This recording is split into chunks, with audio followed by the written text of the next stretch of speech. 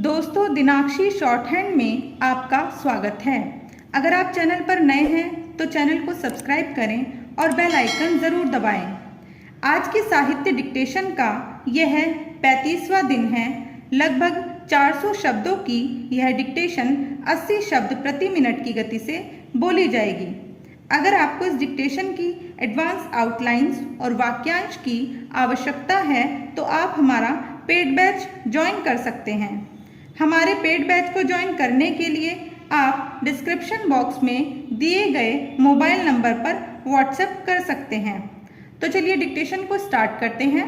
Dictation start होगी 5 second बाद।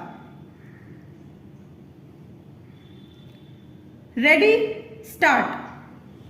साहित्य ही वर्तमान को सामने रखकर भविष्य की रूपरेखा तय करता है।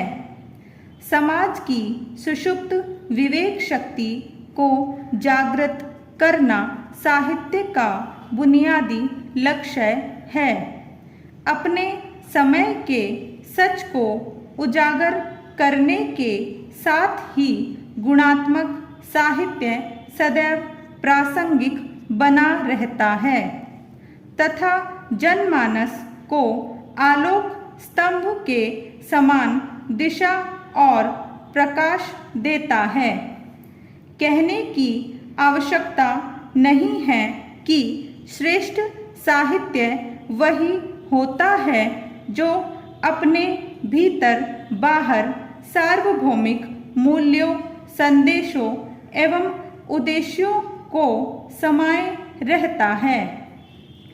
उदाहरण के तौर पर Kabirdas, Rabindranath Tagore, Sarat Chandra, Jaishankar Prasad, Renu, Premchand, Shakespeare, Homer, Milton आदि नाम मानव एवं समाज की चेतना में रच बस चुके हैं। ये साहित्यकार मनुष्य की नियतिगत विवशताओं के सामने विकल्पों, प्रारूपों तथा संभावनाओं का मानचित्र खड़ा करके प्रतिरोधक बल की सिद्धि का मार्ग प्रशस्त करते हैं। निःसंदेह साहित्यकार साहित्य का सृजन जीवन की ठोस सामग्री से करता है और जीवन को प्रेरित करने के लिए उस सामग्री को सुव्यवस्थित बनाता है।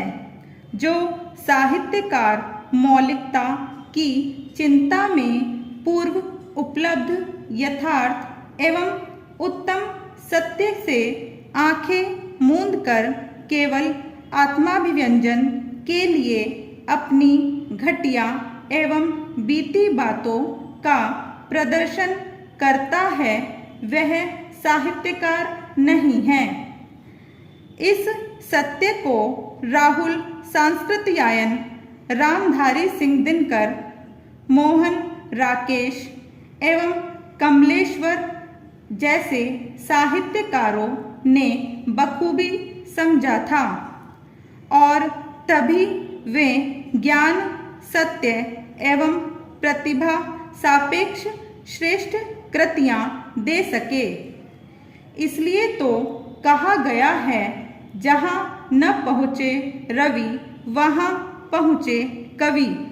समाज में साहित्य की सत्ता एवं स्थिति का एक और पक्ष है।